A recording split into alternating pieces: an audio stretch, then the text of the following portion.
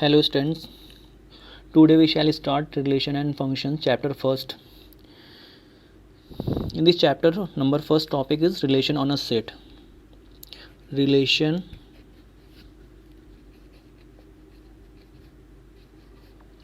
on a set. Let us consider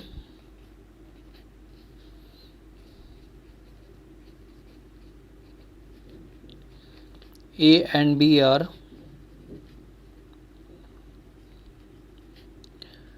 non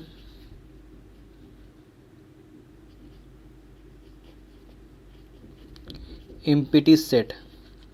यहाँ पे मैंने मान लिया कि ए और बी मैंने टू सेट्स लिए जो नॉन एम्प्टी, मतलब उसके अंदर कोई ना कोई एलिमेंट इंक्लूड है.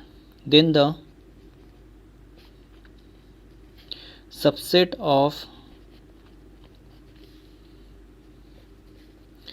A cross B is called relation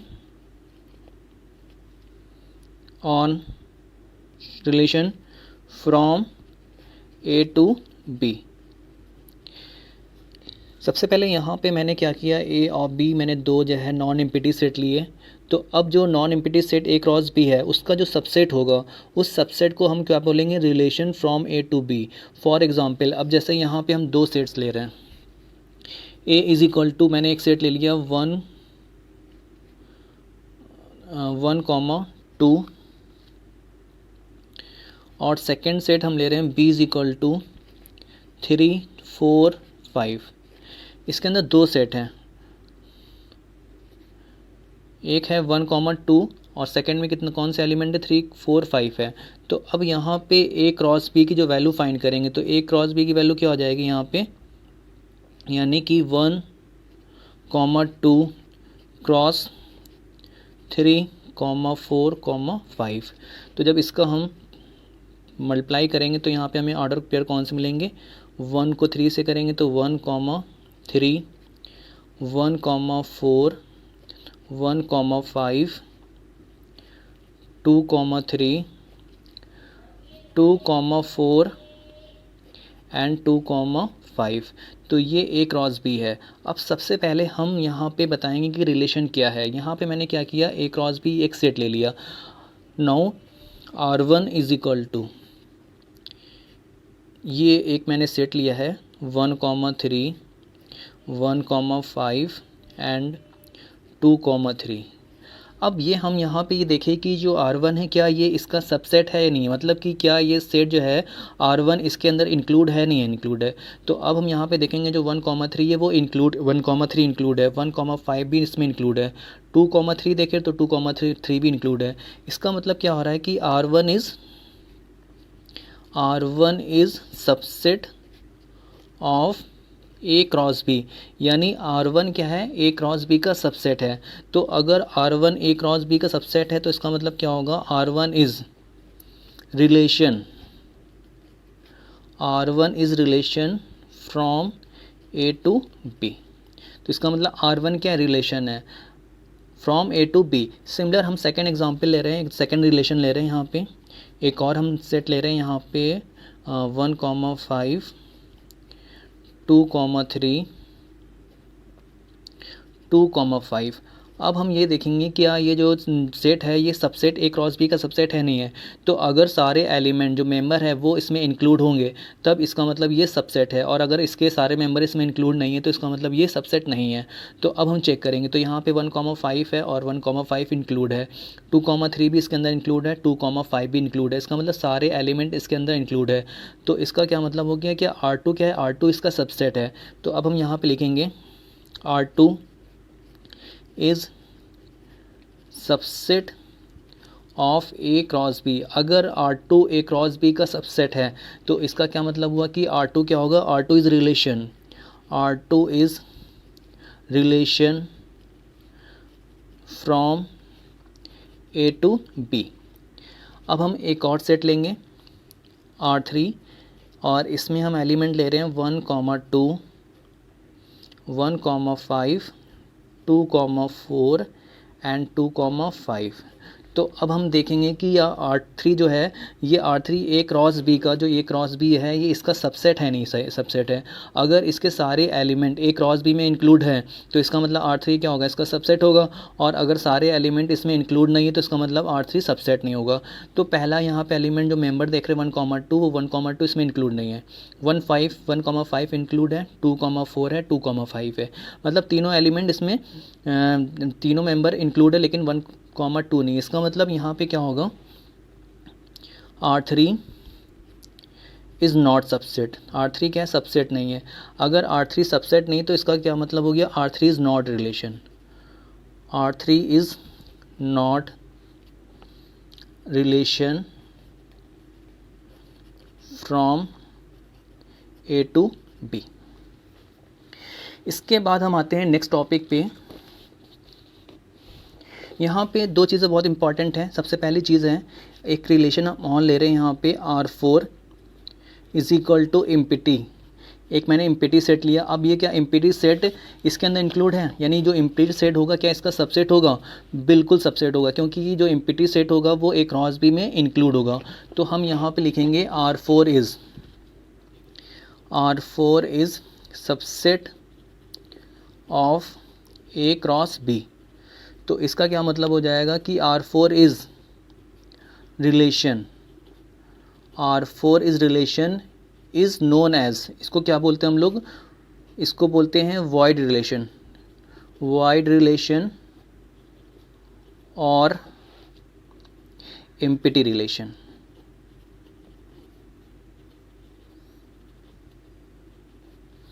इसके बाद एक हम और सेट ले रहे हैं R5 इज इक्वल टू, मैंने यहाँ पे जो R5 ले रहे हैं यहाँ पे पूरे इंक्लूड जितने भी सेट है, यानी कि 1,3 1,4 1,5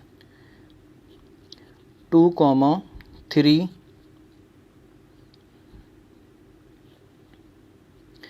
2,4 एंड 2,5। अब हमें ये देखना है कि जो ये 1,3 जो R5 है ये इसमें सारे मेंबर्स इंक्लूड है, मतलब कि जितने भी मेंबर्स A क्रॉस B के हैं, A क्रॉस B के अंदर कौन कौन से एलिमेंट है, इसमें हैं 1, 3, 1, 5, 1, 4, 2, 3, 2, 4, 5, ठीक है। तो इसमें सारे के सारे मेंबर्स उसमें इंक्लूड है। तो क्या ये सबसेट A क्रॉस B का होगा, बिल्कुल A क्रॉस B का ही सबसेट होगा। और इस सबसेट को क्या बोलेंगे, यहाँ पे लिखेंगे पहली चीज़ R5 इज़ रिलेशन, पहले लिखेंगे R5 is subset of A cross B। R5 क्या है, सबसेट है A क्रॉस B का।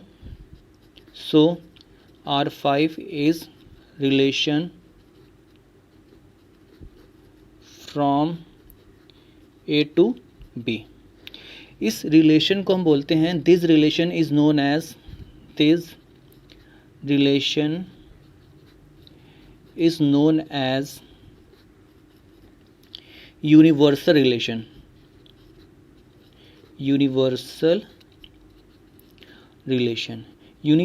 रिलेशन क्या होता है, ये एक ऐसा सबसेट होता है जिस सबसेट के अंदर सारे के सारे मेंबर वो इंक्लूड होते हैं, तो इसको बोलते हैं हम लोग universal relation.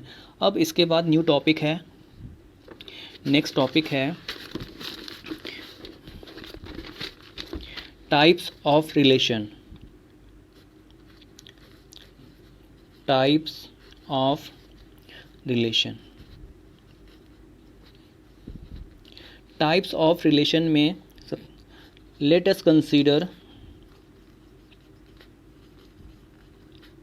Capital R is a relation on non empty set A, यानी R क्या है, रिलेशन है A के ऊपर, A क्या है, एक नॉन एम्प्टी सेट है। Then capital R is called number first reflexive,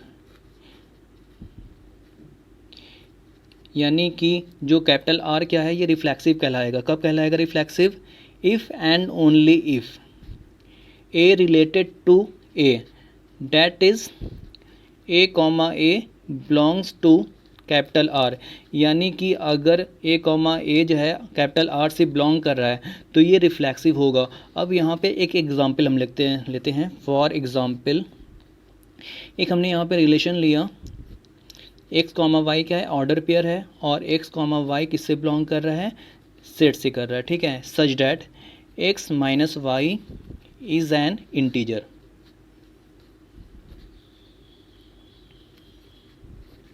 यहाँ पे x माइनस वाई क्या है, एक इंटीजर है, तो ये एक रिलेशन दिया हुआ है। अब हमें ये शो करना है कि जो रिलेशन है ये रिफ्लेक्सिव है नहीं है, और जो रिलेशन है ये सेट पे, और जो सेट है वो इंटीजर है। मतलब इंटीजर मतलब जिसमें पॉजिटिव भी नंबर होंगे, निगेटिव भी होंगे, होल नंबर होंगे। तो अब हमें ये शो करना है जो रिलेशन दिया हुआ है ये रिफ्लेक्सिव है नहीं है। तो अगर इसमें सिमिलर एलिमेंट यानी सेम ऑर्डर पेयर इसमें कंटेन होंगे तो यानी कि ए कॉमा ए अगर इस रिलेशन से बिलोंग कर रहा है तब ये रिफ्लेक्सिव होगा, अदरवाइज रिफ्लेक्सिव नहीं होगा। तो हम यहाँ पे सबसे पहले दो एलिमेंट ले रहे हैं, take A is equal to 1, A की वैल्यू 1 ले रहे हैं। अब हम 1 कॉमा 1 को चेक करेंगे इस पर, तो एक्स की जगह पे 1 पुट करेंगे और वाई की जगह पे भी 1 पुट करेंगे, तो यहाँ पे आएगा 1 माइनस 1 इज इक्वल टू 0। तो हम क्या देख रहे हैं, 1 कॉमा 1 मैंने ऑर्डर पेयर लिया है और यहाँ पे 1 माइनस 1 इज इक्वल टू 0 आ गया। तो ये क्या है, इज़ एन इंटीजर। ये क्या है, एक इंटीजर है। तो इसका मतलब क्या हो रहा है कि 1 कॉमा 1 क्या है, वो कैपिटल आर से बिलोंग कर रहा है। तो अगर 1 कॉमा 1 आर से बिलोंग कर रहा है तो इसका मतलब क्या हो जाएगा, कैपिटल आर इज़ रिफ्लेक्सिव। अब हम यहाँ पे 1 कॉमा 1 मैंने एलिमेंट लिया, आप 2 कॉमा 2 भी ले सकते हैं, 3 कॉमा 3 भी लेंगे, यानी कोई भी अगर मान लो 2 कॉमा 2 लेंगे तब भी 2 माइनस 2, 2 को जब यहाँ पुट करेंगे तो 2 माइनस 2 इज इक्वल टू 0 हो जाएगा। 3 लेंगे यानी सिमिलर एलिमेंट सेम, यानी हम ये कह सकते हैं आइडेंटिटी रिलेशन। अगर यहाँ पे आइडेंटिटी रिलेशन सेटिस्फाई कर रहा है यानी सेम ऑर्डर पेयर इसमें इस रिलेशन को सेटिस्फाई कर रहा है तो ये रिफ्लेक्सिव होगा। अब इसके बाद नंबर सेकेंड पे सिमेट्रिक। सिमेट्रिक रिलेशन क्या होता है, सिमेट्रिक रिलेशन मतलब if A relative to B this implies that B relative to A, यानी कि डैट इज अगर ए कॉमा बी आर से बिलोंग कर रहा है ना, तो अगर बी कॉमा ए भी आर से बिलोंग करे तो इसको बोलते हैं हम लोग then capital R is symmetric. यानी हमने यहाँ पे एक ऐसा ऑर्डर पेयर लिया जो पहले से उस रिलेशन को सेटिस्फाई कर रहा है। मतलब कि ए कॉमा बी मैंने ले लिया, तो ए कॉमा बी अगर आर से बिलोंग कर रहा है तो बी कॉमा ए भी, अगर हम बी कॉमा ए को भी बिलोंग करा रहे हैं आर से और बी कॉमा ए भी आर से बिलोंग कर रहा है तब ये क्या हो जाएगा, सिमेट्रिक हो जाएगा। फॉर एग्जांपल जैसे मैंने यहाँ पे एग्जांपल लिया है, इसी में हम चेक करेंगे कि ये रिलेशन सिमेट्रिक है नहीं है। तो इसके लिए सबसे पहले हम पहला ऑर्डर पेयर लेंगे, तो उस ऑर्डर पेयर को ऐसे लेना है कि वो ऑलरेडी सेटिस्फाई करे। तो हम इसमें मान ले रहे हैं कि यहाँ पे मैंने लिया लेट 2 कॉमा 3, कोई भी एलिमेंट ले सकते हैं, 2 कॉमा 3, 5 कॉमा 10, मतलब ऐसे एलिमेंट लेंगे जो इंटीजर होना चाहिए। तो अब हम 2 कॉमा 3 को 2 कॉमा 3 किससे, आर से बिलोंग कर रहे हैं।